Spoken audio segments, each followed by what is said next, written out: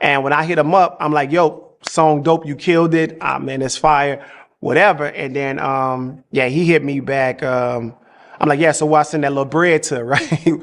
Jay was like, nah, it's good, man. Just keep it, and we'll figure out something later on down the line. And that's kind of like, but he won't do it for anybody though. He won't even do music for anybody. So if he do the music for you, what I came to learn was that it's bigger than that for him. So he has a plan, an idea, a thought process. I don't really think he mess with like a lot of lame dudes or stuff like that. It's kind of like, if I do it for you, it's bigger than money. Jay-Z didn't need the 100,000. He made that verse anyway out of respect. Silkk the Shocker is spilling a story that shows exactly why Jay-Z isn't just about money. Back in the day, Silkk had a track and offered Jay-Z a serious payday for his verse. Most artists would jump at that. But Jay-Z, he said no. He told Silkk to keep it all and said they'd handle things later on. He wasn't doing it for the cash. He was doing it because he respected the music, respected the work, and respected the person. That's the kind of mindset that builds legends. Silkk talks about watching Jay-Z grind from humble beginnings, always working, always focused, always thinking long term. When Jay-Z decides to do something, it's bigger than just a paycheck. It's about loyalty, strategy, and knowing what matters. That's why he can turn down 6 figures and still walk away winning. Now I'm about to play this clip for y'all, but before I do, I just need y'all to like, leave y'all thoughts down below in the comment section, and subscribe. Let's get into it. Made Man, right? Underrated album, man. To me, that's your best body of work. But you got a song on there with Jay-Z, right? And I had no idea that after he did the verse for you, you offered him 100K, but he turned it down. Tell me about that.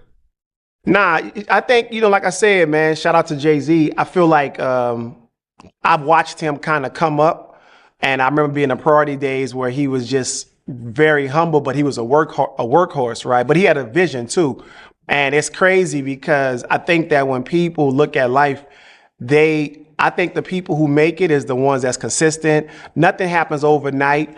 And I think with somebody like Jay, this is how you look at it. And it's the same thing you look at us, anybody else.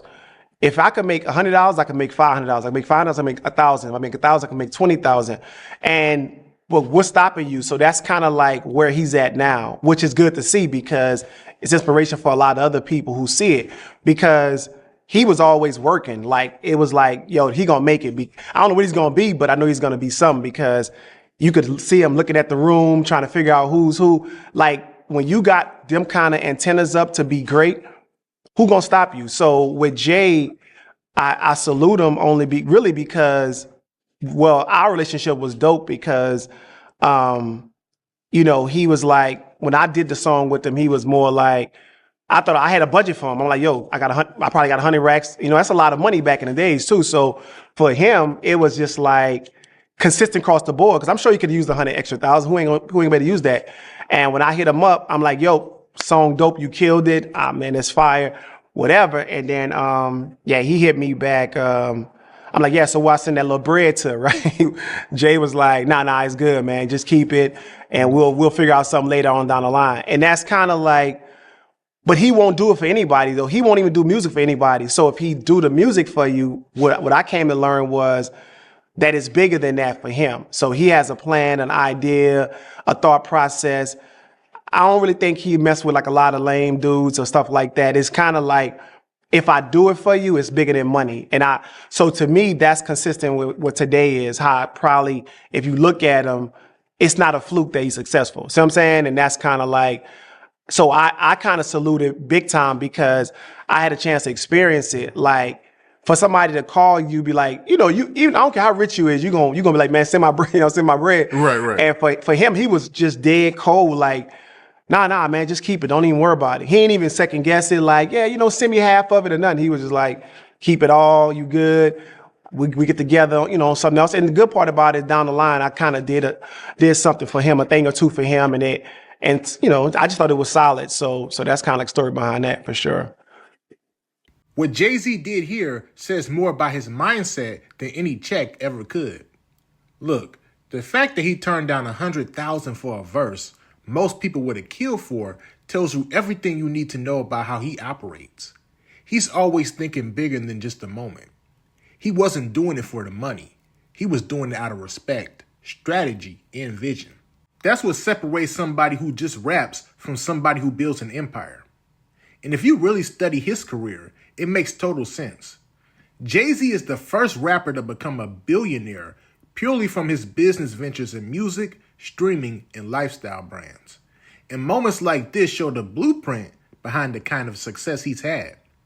It's never just about the money. It's about playing the long game. I personally love seeing this side of artists. It's easy to get caught up in the dollar signs and the hype. But real success comes from relationships, respect, and knowing what your time is worth. Jay-Z made a decision that was bigger than the cash. And it worked out for him because he consistently thinks in terms of legacy, not instant gratification. That's something anybody can take away, whether you're in music, business, or any field where respect and vision matter more than an immediate payout. It's also interesting to hear Silkk's perspective. He respected Jay-Z enough to offer him that money, and Jay-Z respected him enough to do the verse anyway without the money. That's mutual respect at the highest level. You can feel the authenticity in Silkk's story, and it's a reminder that sometimes the biggest wins aren't on a paycheck. They're in how people treat each other, how they operate, and how they leave a mark that lasts for decades. I think the lesson here is simple. Focus on building real value. Respect the art. Respect the people around you. Money will always follow when your vision and execution are on point. Jay-Z didn't need that 100,000. He was already rich way before rap.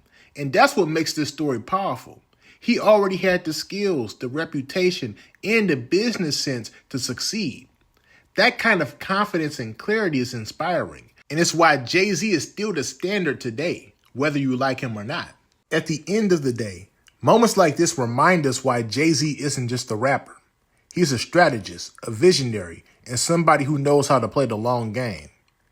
There's a reason he's still relevant decades later, and it's not just because of his music. It's because he operates with respect, patience, and foresight. That's something we all can learn from, whether you're making moves in business, music, or in life in general. So think about it. Respect and vision over money. Long-term strategy over instant gratification. That's the mindset that separates the good from the great. That's the story Silkk the Shocker just told us about Jay-Z. So let me ask y'all this. Would y'all turn down $100,000 for a verse and do it for free just to show love to another rapper?